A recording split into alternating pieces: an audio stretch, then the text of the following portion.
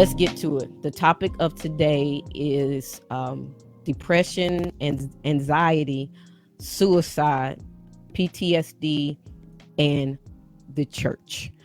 And this kind of came about because not only is it very close and personal to me in my own struggles, but even during my travels, I have come across so many Christians who suffer from it. Now, here's the thing. Not only have they suffered from it, but there are people that I've come across who are 30, 40, 50, even 60 years old who are suffering from these things in the church, but they've never been diagnosed with it because it's always been that thing where you don't really talk about that in the church. Like we can talk about everything else, but we don't want to talk about depression. We don't want to talk about anxiety. We don't want to really talk about suicide. It's one of those, it's almost one of those hush hush things. Or and you'll have two extremes to it, that sometimes you'll have the extreme of where the body of Christ and the church is just like, would just be delivered and just get over it, and you're not healed because you don't want to be healed, and and just beat the person up with religion and forget that person, number one, it that's a human being that we're talking about.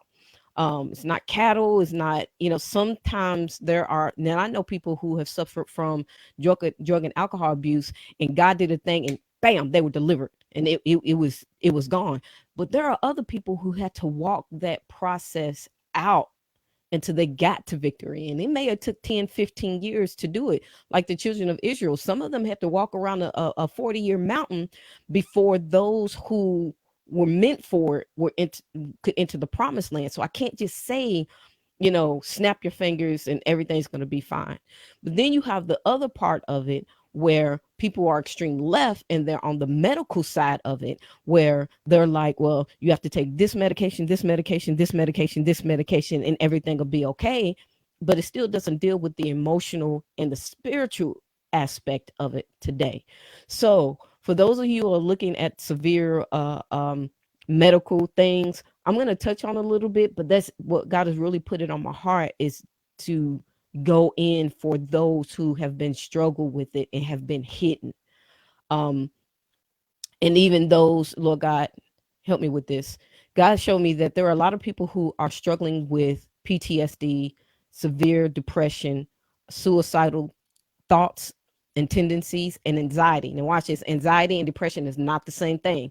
And another problem we've run into is people keep putting those together. They're not the same issue. They're separate. You can't treat them as the same. Then they may have some of the same symptoms, but they're not the same thing.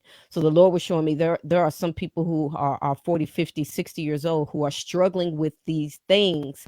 And because no one has really allowed them to talk about it, that they have become, number one, either masters at hiding it. They'll joke around, and they're some of the most pleasant people that you would ever meet.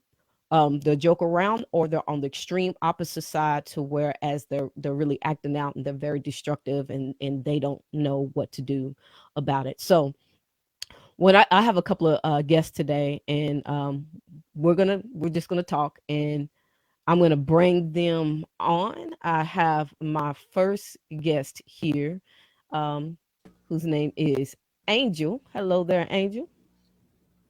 Hi, Danielle. How you doing? I'm doing good today. It's been a Good. not so bad day and just hanging out. Praise God. Praise God. Well, I tell you what, you and I have actually, and for everybody who watches this, none of this is scripted. Like, we have not discussed, talked about. I briefly talked to Angel yesterday just to touch bases, but I've actually known or met Angel several years ago. But this is actually our first time even coming together talking. So nothing is Yeah. scripted. Nothing is. We're just talking. And if you're on Facebook, if you guys have questions, um, feel free to send some questions. I'm going to try to see if I can get in and see your questions. I'm not sure if I can. And then my next guest that we have is this young man. We definitely have a rapport together. We have done music together. He is an amazing man of God. His ministry name is Brother Minister, but I actually like to call him by his actual name, which is Riley. Riley. So welcome, Angel. Welcome, Riley. Thank you guys so much for taking time out. So, first of all, what I want to start with is ladies first. Start with Angel and tell me a little bit about yourself, what you do, like who are you? So, first of all, I am 38. So I'm one of those kind of midlifers that has just started kind of dealing with all of this. Well, admitting that I'm dealing with all of this. Right. But I, this year, will be married 19 years and have two beautiful boys here on earth and one in heaven who was born sleeping. Um, Wow. so God knew I needed boys, though, because if I had girls that acted like me, I'd probably be in jail. Uh, so, so a little bit more. Due to my beliefs on this very topic, I went to um, undergrad school for human services, which is actually kind of like social work. And then when I got into it, realized that that's more of fixing the problem after it happens. And so God kind of placed on my heart to move to the other side and try to help the problem before it becomes a problem in counseling. So I am 2 courses away from my master's degree in addiction counseling. And so, hallelujah, I've about made it. So, other than that, I stay home right now with my boys. Um, kind of had jobs here and there to support family when my husband was laid off. At the beginning of this COVID thing, I helped out with that too. And Yeah. so I guess first and foremost, I'm a mom and wife, and then whatever else I have to do to play that role is kind of what I do right now. Amen. Amen. How about you? How about you, Riley? What do you do? Who are you? Well, to be honest, I'm not tooting my horn or anything like that, but I do have a lot of hats that I do wear. So first and foremost, I always declare I'm a man of God, um, Amen. minister of the gospel, of course, in church, out of church, outreach, wherever the case may be. Musical minister, I would like to say. But my career, I would say right now, is I'm a peer recovery coach at the Home of New Vision, and I do outreach there as well. And also, I am a facilitator for this program through the Michigan Department of Corrections, which is called the HEAT program, which stands for Habilitation, Empowerment, Accountability Therapy, which is a holistic approach that is geared towards those who are overrepresented in the judicial system, that tackles situations dealing with blacks and minorities, people of color, and things of that nature. Um, so it's a lot that I partake in. I guess you could say jack of all, master of none, because really there's only one master anyway. But I'm learning how to maintain the balance of all of it, and not to lose sight of one, even though that I work, in many other fields. Amen. Amen. I just want to give a shout out to Mama Rita, who's watching for Hope for the Hood. She's always mega supportive. And Oh, then wow. my boy Mario, who's and also an amazing, just amazing overall person. Like he's just one of those persons where when you meet him, um, he has a calming way about him, and he's just one of those people. So I'm gonna just throw some questions out there. Doesn't matter who answers it. It doesn't matter who goes first. What, as it pertains to depression and anxiety, suicide, PTSD, what has been or is your struggle? Doesn't matter which one. Just jump in there. Jump in there. Um, All right, so so I'll let Rylan go ahead first this time. All right. it's okay. Okay. So I guess I could start with the suicide because that's the thing that I've experienced firsthand. I didn't have an understanding of anxiety and depression when I got until I got older. Earlier, Yeah. like you were talking about before, when I was hearing the introduction of that, those things were hush hush when we were younger, like in the 80s, 90s. We didn't talk about those things. And specifically, they were towards of a different population or a different culture. You know what I mean? Most of the times, moms and dads would say, "Ain't nothing wrong with you. You don't need no doctor for that. Just stick your chest out, walk it out, or Right, go take a right. nap." Silly stuff like that. um, Yeah. but with the suicide, I've actually experienced that, early on, and I guess from looking at it now, I see that anxiety and depression played a big part in it, because to be honest, I had no confidence in my abilities unless I was under the influence of alcohol. So that played a big part, in that as well, as far as other drugs too. But with the suicide, there was, I guess you could say, one kind of like intentional or accidental one, and I was under the influence when I tried to commit suicide in high school. You know, um, Long story short, after spending time in the parking lot and skipping school, getting drunk and things like that all day, uh, decided that I would, take a challenge called chicken. But I didn't have a car. So I told my homeboys, and this is after a whole host of ignorant things that I've done. You know, so I told my homeboys, watch how much of a beast I am, and I'm gonna jump in front of this bus, and I'm not gonna move. You know, and so the bus was, I want to say, maybe like no more than 20 feet away from me before it swerved over.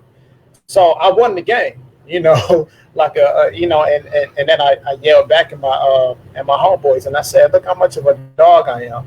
But then now I think about it, I said, man, what if it was some cars on the other side and that bus wasn't able to get over? You know what I mean? So that was one of my attempts, and then another one was when I was actually sitting in my room and I was listening to Esham, and he's a unholy rapper, and I was getting blue out. I had a red light on. I had the whole ambiance, that marks evil, pretty much. You know what I'm saying? Yeah. But yeah, I put a shotgun to my head, and the only thing that stopped me was that my arms wasn't actually long enough. So I was like, man, what if I hit the trigger and I kind of like miss and it don't take half of my face off? Right. That was the only thing that really stopped me. But I felt like that I didn't have a purpose. I felt like that I didn't have, because I wasn't good in school. I failed a lot. So because I failed and I was, I often skipped school, thinking that school wasn't for me. Of course, I was bullied and things of that nature. But then, after a while, I didn't care about being bullied. I started standing up for myself.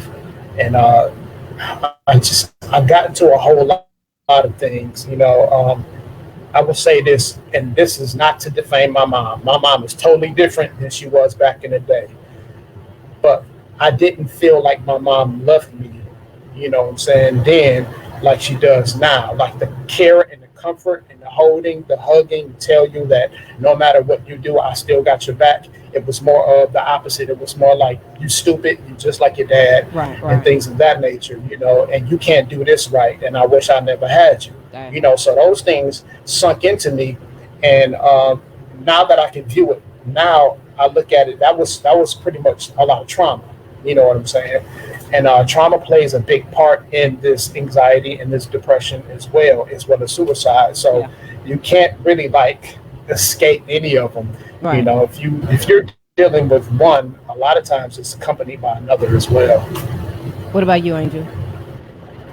So I find it interesting that we have some pretty good similarities, and we're completely different people. So for as long as I can remember, I had this sense of worthlessness.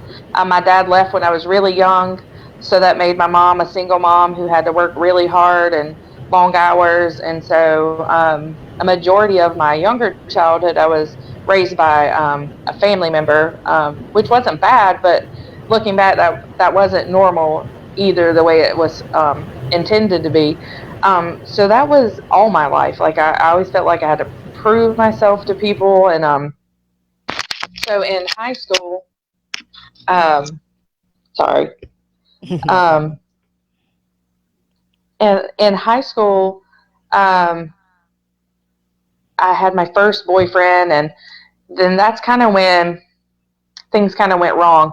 Um, my grandmother passed away over spring break. Um, I refused to sleep with that boyfriend because that's all he really wanted, and I wasn't about that. And so he broke up with me immediately after that. Shortly after that, my mom and stepdad um, got divorced.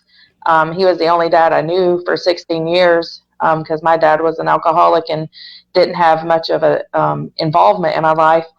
And so it's kind of like my whole world turned upside down. And the ironic thing is, in the middle of all of this, is when I became a Christian. I became a Christian at 15 years old, right in the middle of all of this horrible stuff. And I thought, because of not very good teaching, that once you became a Christian, everything got perfect and life was just like all your problems were solved.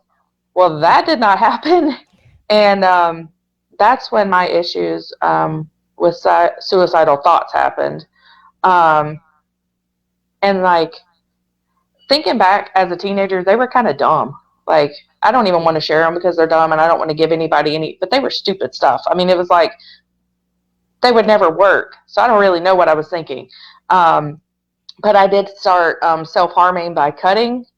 And that is what led to one of my friends threatening to tell an adult. And that would have been the biggest like crisis for me because in my family you didn't talk about mental health, you didn't talk about stuff like that, um, because it was always told. One of my cousins had severe mental health issues and had to be hospitalized for an extended amount of time, and I was always terrified that's what I was gonna that would happen if I said anything or they found out any of my true feelings. They were just going to lock me away for the rest of my life, and I seriously didn't want that to happen. So fast forward a little bit to my early 20s, I get married, and there again, think that's going to solve all the problems because now I've met Mr. Right, and he's going to fix everything. And we had an incident in our marriage that was very traumatic, and for confidential reasons, I won't share that on here. But he asked me to leave for a period of time, and that was the first time I actually seriously attempted suicide, Wow. and the only time, thank goodness. But I left and bought as many sleeping pills as I could without raising red flags, and went to the room and took them all except for like a handful. And so, by the grace of God, my husband called one of his family members that was close to me and had them come check on me because he didn't feel like things were right. And then I was taken to the hospital, and it's kind of crazy thinking back in the ambulance. I had enough familiarity to answer the questions the right way, like I had been doing my whole life. Like I knew the answers they wanted, and so I gave them the answers they wanted. And Yes. somehow I convinced them I just wanted to go to sleep, and that was a lie. Like I guess it wasn't fall asleep and don't get up, but Right. Right. so I managed to get my way out of that. But um, I was always told in church that, like you mentioned earlier, that if I'm a good Christian, you shouldn't feel that way, or if you hadn't done something wrong, that you wouldn't be that way, and that is such a lie. And it's not until here recently that I've figured though. Um, that's kind of a little bit of that part of my story too. It's so interesting. You brought up some points. Now, I know neither one of you know each other. You guys have never met. You guys have permission to disagree because I don't know what it is, but for some reason, even within the body of Christ, it's like, we're sometimes we get so engaged with trying to prove our side, and it's like, look, my truth Right. may not be your truth. So let's just find a common ground to whereas look, if that's where you're at, then okay, I can respect that.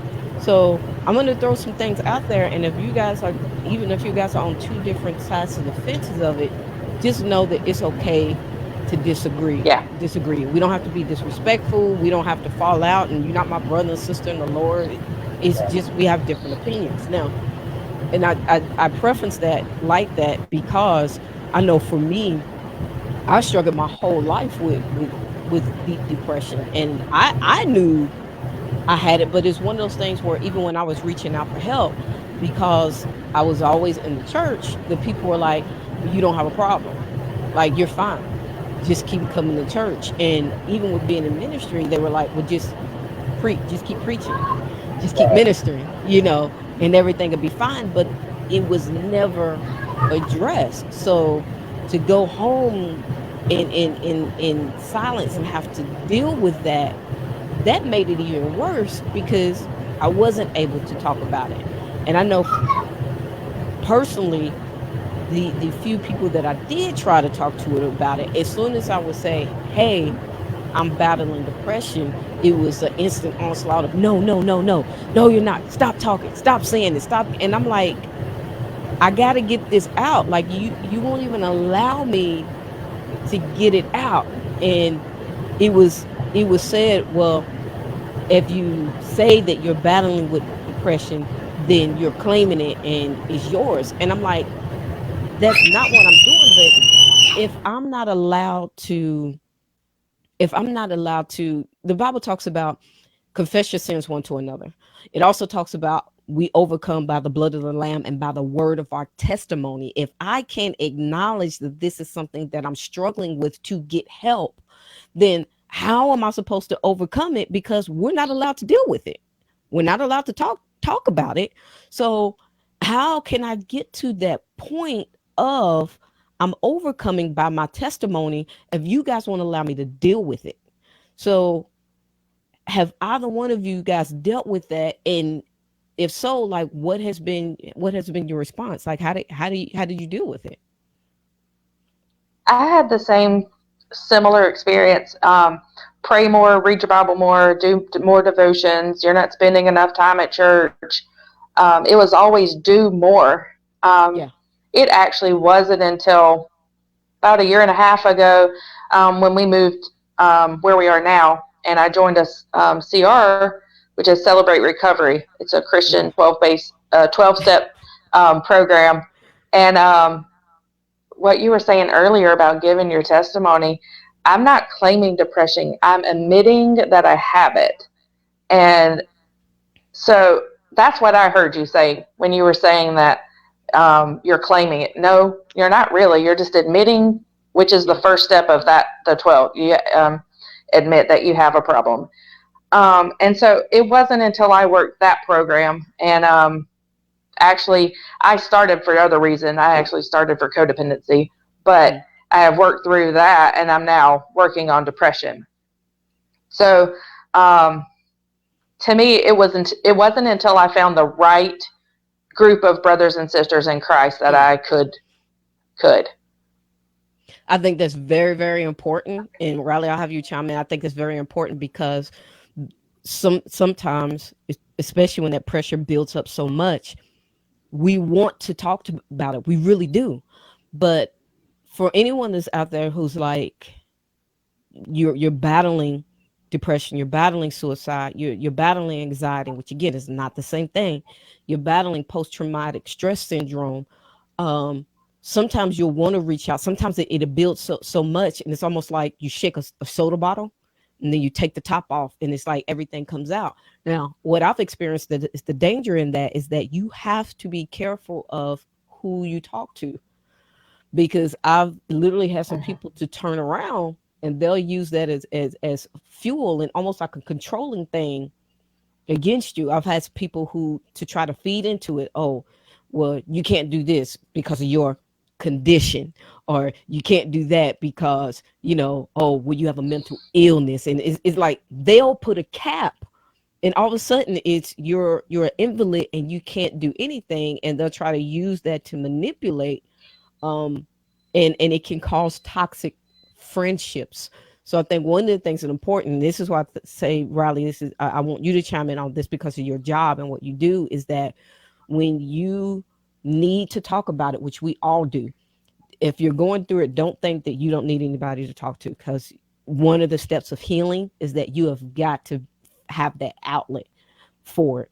But you have to find, let the Lord open up the right doors for that person to talk to. Go ahead and jump in on that, Riley. Yeah. So first, shout out to Celebrate Recovery. So uh, so I will say this: I do believe that a lot of the people in the body of Christ would not allow you to confess those things because life and death is in the power of the tongue, and things of that nature. But it's a different thing because what you said was that you were battling depression. You didn't say my depression. Now I hear people often say, well, I'm going through this because of my anxiety and depression. Now that's when you start claiming it. But when you said I'm battling, meaning I'm fighting, meaning I'm struggling, I'm wrestling with it, I'm tussling, that means I'm going like this. And it's not overtaking me, but it's a constant struggle. You know what I mean? That's one of the things that I think that people miss, and even in the body of the Christ. Um, I know one thing personally that I've experienced just throughout is that I always felt that I could not even mention anything like that, even when I was married, to my wife. Um, I felt I could not express myself in that way because you're just supposed to be a strong Christian. You're not supposed to talk that way. You shouldn't even think that way. But, we have to get to a place where we have to have some people we confess to. So a lot of the things that I have had going on internally, it just been me and the Lord, and I didn't do it perfectly because I often isolated myself. And I'm like, I don't trust this person, this, that, and the other. If I can't confess to my wife, then ain't nobody else I can talk to. You know what I'm saying? So oftentimes I felt like my only outlet was music, Yeah. So you would hear it, and there may be some things I haven't even put out yet, but you would hear it when I write. That's where it's all going. It's all going on the paper. It's all me crying out. You know what I mean? Because I felt like I couldn't confess. I didn't feel safe with certain people because in my eyes, even though they didn't project that holier than thou by their mouth, it made it seem like that by their body language, and you better not say this, and their agreements with certain conversations. So a lot of things I just kept bottled up, and I didn't even let it out. Now, kind of fast forward, there was a time when I was in 2011, 2011, 2012, we were going through something, in our marriage, very difficult time. We had to up and move out of our home. We were actually forced out, and that's a long story in itself. But just going through that, we were forced out into hotels, bouncing around from hotel to hotel, then staying with my mother-in-law. And then we started running out of money, which we had to go back to our hotel because my mother-in-law had foster kids. So we couldn't actually be there. So we started running out of money at the last hotel. And I talked to my mother and said, look, I don't even know what to do, and I'm in a predicament where I'm supposed to figure everything out. I'm supposed to be the leader and the provider and everything like that. And I'm going through all of this stuff. She just said, come out here, but that's a story in itself that led to a lot of other things. When I felt like I couldn't provide, when I couldn't protect, and when I didn't have provision, I felt like, then what's the use? Why am I here for? And I'm having these feelings as a Christian, and I'm like, I don't understand that part, God. You know what I'm saying? Like, why am I having these feelings? And I'm supposed to be like complete in you. For something is missing on the inside. I believe you. I have faith, and I'm not really scared about any other situations and things of that nature. But when I can't do what I need to do for my family, like I'm supposed to as a leader of the household, Yeah. then I'm like, yo, maybe I shouldn't even be existing because this is my ministry. And if I can't fulfill that role in my ministry, then what am I here for? So I did try to attempt even as a Christian. And the only thing that stopped me was a policeman that pulled me out the middle of the street. So I kind of repeated what I did when I was like in high school, and the policeman pulled me back out the street. And I was sitting in the car, and I had warrants, stuff I didn't even take care of before. Oh, wow. But he asked me, he said, why are you doing this? I'm like, because I can't do for my family, man. I actually want you to take me to jail. And the funny thing is that when I wanted to go, nobody wanted to take me. You know what I'm saying? I'm like, so now I want to go, because I want to do over, man. I want all this to be done. I want to start all over, man. I don't know how to keep going from here.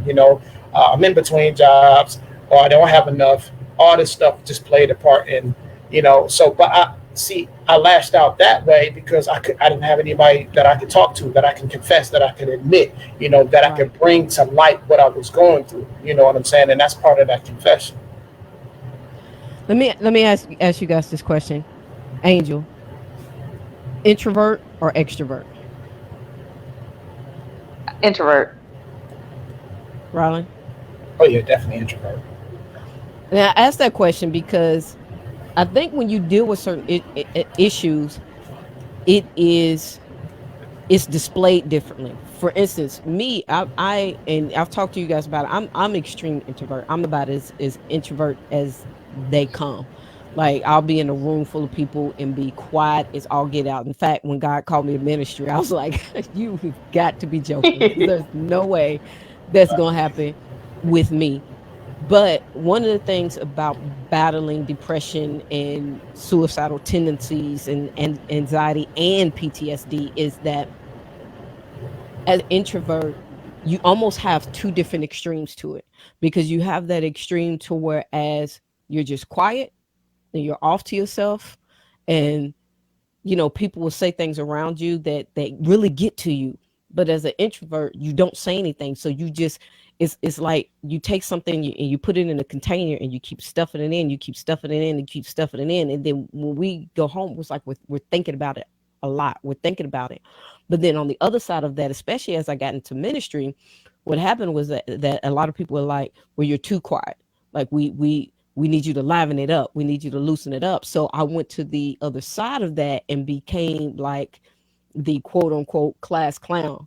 Like I would be around a lot of people and I'd be funny, but was inside was like I don't want to be here. Like these people that they only want to be around me because I make them laugh, but none of them have asked me anything about myself. They've not gotten to know me. I'm just the entertainment for the night, so to speak. So, and you guys being introverts and dealing with depression and going through suicide, what were some of your go-to um, patterns that you would go to as far as like isolation and not talking, and maybe it veered into other things? What was your go-to thing? And where you were speaking, you were the entertainment of the party. I was the service of the party. Like if I got invited to large groups, I'm like pouring drinks, I'm cleaning up napkins, I'm putting out food. Like I'm working the party. I'm not really at the party. I'm not really enjoying the party. I'm gonna hide behind this cupcake and we just gonna roll with it. So I was behind the scenes, as like if the further behind the scenes I could get, the better. Um, and as far as dealing with anxiety, like I am so glad that you have brought up that the depression and anxiety are two different things. Um, because I did have both. I am now under treatment and the anxiety is gone, but the depression is still prevalent. So that was kind of some confirmation for me today on this, that hey, it's working. Just you might need to think about something different for your depression, because Yeah. anxiety is a whole nother beast. Um, Yes, ma'am. but my other go-to is performance based, um, like great grades. Best in, I was really good in band. Played trumpet for 7 years, marching band, concert band, all kind of bands you can be in. So it was always that: stay busy and like performance, be the best that you can be, to the point of perfectionism, which is something else I worked on, because it's not really about that, but it was a survival technique. As long as I'm good at something and become great at it, that was kind of my go-to also. Yeah. Yeah. Riley, will you be chiming in on something? Yeah, I mean, mainly my go-to was music. Um, you know, earlier in my days, if I had noticed, that I had any kind of depression, then it probably would have been alcohol.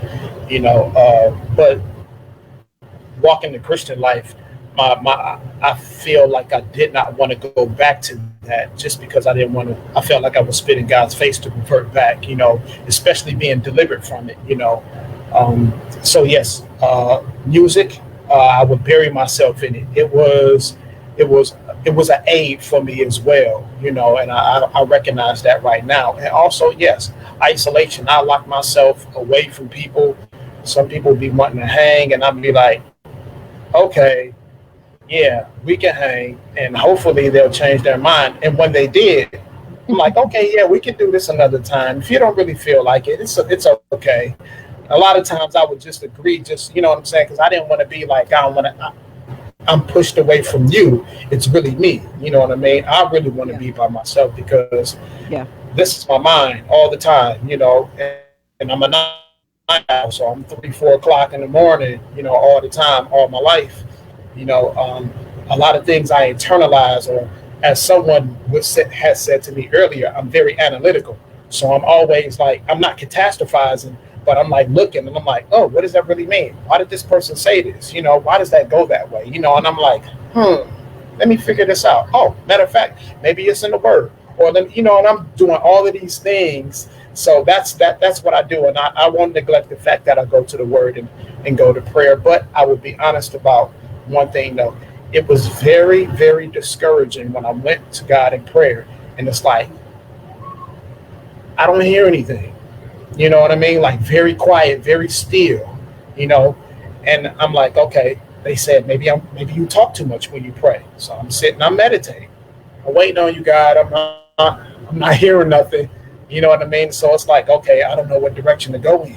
You know what I mean? And that, often set me in a place where maybe I'm not ready to hear what he has to say. Maybe I'm not mature enough, and things like that. But yeah, I know I kind of went off on a tangent. Yeah, that's my No, go-to actually, you though. didn't because you actually brought up a point because I want to kind of get and switch gears a little bit because as far as like dealing with symptoms, and again, I keep pitching this back to the church because sometimes there are people who some of their trauma has come from the church.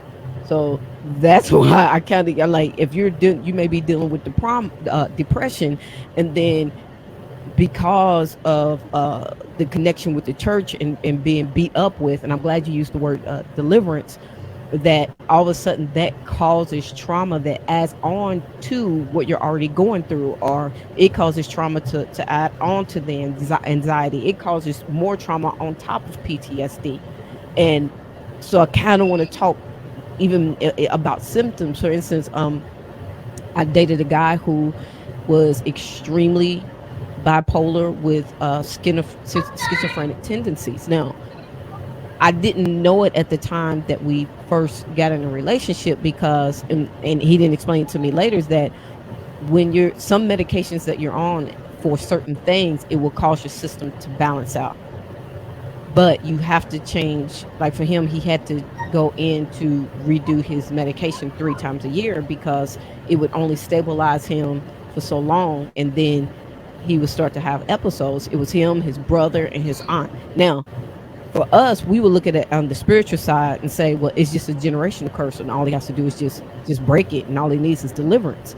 And I remember having these deep conversations with him, and he was like, look, I've cried out to God. He said, I've been baptized multiple times. He goes, heck, I've even baptized myself, and I've just poured out everything I am to God, asking me to heal me, and I'm not healed. He goes, for whatever reason, I'm not healed. But when he would go before the church, and he would find a church and he would become a member, and he'd say, hey y'all, I'm battling with bipolar, and I have schizophrenic episodes. And then everybody would gather around him and pray and be, casting out and binding. And he would get back up feeling in the same way, like he didn't feel anything leave. And so they would go in and on him. It's like, well, it's because of your faith. You don't have enough faith to be Mm. healed. So he would leave church thinking, well, what else do I have to do? Like, I don't understand what else I have to do. Like, I'm constantly in my word, I'm constantly in my prayer, I constantly fast. So what that did is that added to the trauma that he was already experiencing with dealing with his issues is being told you don't have enough faith to deal to get through what you're getting through. Have either one of you experienced that? And if not, how do you feel about that?